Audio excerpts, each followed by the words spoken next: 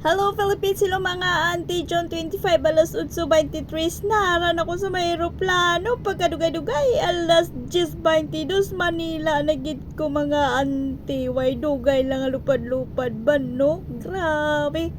Nakaabot gali kami di sa Manila alas 10:22 na ba kadali lang gid sa Terminal 2 ni mga auntie pagawas na kami tapos are kay vlogger man ta syempre mag video ta i-update sa mga tao ay ah basta mga vlogger gani na update din ng cellphone pagawas video pasikat ba ay pasikat po si angkol mo nga sa likod o ga video mong gani o di ba palakad na kami sini sa may kuan sing mga luggage.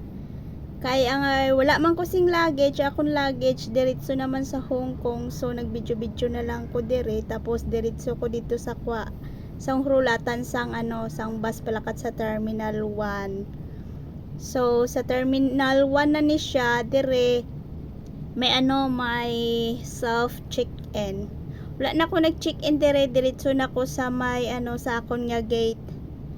Kay naka-check-in naman ko. So dire-diretso na akon nga lakat. Tapos diri sa may immigration bago ka makasulod tubahon nimo imo sapatos pagkatapos nimo nakapasa ka na dito sulod ka na diri may linya sang mga turista may linya sa mga OFW makasulod ka na gid i-scan nimo imo nga passport. So pagkatapos ini naglakat na ko diretso sa may magkuha sing refund sang OEC sa may gate 2 hanggang 7 siya dito siya nga linya. So kay ang kinahanglan lang OEC kag may gihatag nga staff sa Cotabato nga amo lang daw to ang ipakita ko para ma-claim ang akon nga refund. So diri na ta karon 1:51 na nakasulod na ta sa eroplano pa Hong Kong.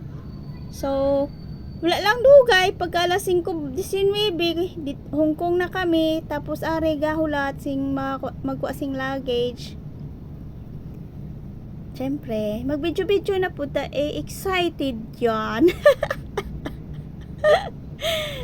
Excited si ante. Ang nakilala ko gali na siya taga Bohol. Gihiribion pa na siya kay may bata siya nga 3 ka tuig pero nakasikan contract na siya sa iya nga amo so nag-renew lang siya tapos balik na pud siya. Tapos are palakat na ni kami sa may sa may bus station. Ang sakyan nakon 812 palakat sa Chowkee 1. Ang biyahe ko siya 1 hour and 30 to 45 minutes amo sina ka kalawig akong biyahe. Ang iban may mga nagsundo sa ila pero ako kay di naman kailangan sundoon kay katultol naman ko mag-uli ti nagmato-mato na lang ko lakat dito sa may bus station ang feeling turista ba kung ara ka diri sa airport daw feeling turista gid ka ba. Kaya nakuha naman ang mga may kanya-kanya na kami. Nagiwa-hiwalay na kami. So, ari, pagawas na kami palakat sa may bus station. Medyo layo-layo pod ang lakton halin sa may airport. Pero carry lang kay hindi man bugat akong dala. So, habang nagabya, nakaabot ko sa may terminal sang bus, mag alas 6 na. So, ang biyahe na kon, medyo layo-layo pa habang gina-enjoy nyo ng views ang akon nga pagbiyahe, magmaritisan. Ang ato niya imaritis mga auntie ang kinabuhi diri sa abroad. Kabaluman kamo nga ang kinabuhi di sa abroad, paswerte-swerte lang.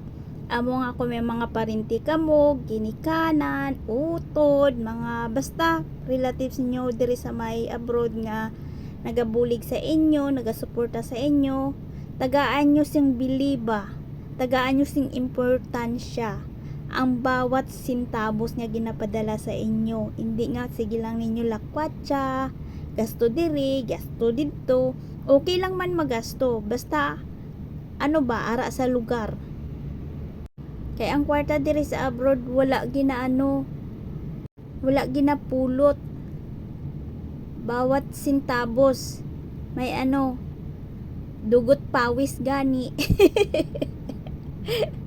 Amo nga kami diri mga OFW laban ng gen hanggat kaya agwantahon kay amo man ang gilakat diri sa abroad, di ba? Para makabulig sa pamilya. Ang kakapoy kung makapadala kami sing kwarta kay makabulig sa amon pamilya daw mawala lang man. Sa akon nga sitwasyon diri karon, happy nako, bahala wala ko sang ipon. Ang importante matagaan ko sing maayo nga pangkinabuhi akon nga akon mga pamilya, hindi man tanan, hindi man dako, pero at least makabangil-bangil sa mga kinahanglan nila. Masking gamay-gamay lang good, bisik-bisik lang, kay ang importante gid sa akon ang ang mga bulong sing akon nga ginikanan. Ang sobra kung makalugar-lugar amo nga mawisik-wisikan akon utod, hinablos, mga apo, okay lang ko. Siling nila nga daw nga kadugay-dugay na sa akon sa abroad, wala pa daw ko sang ipon. May ipon man, oy, wala lang kamo kabalo. Secret ko lang na akong ipon, Diyos ko po. Sige na, oy, basidiin pa ni makadto akong istorya. Bye! Thank you for watching!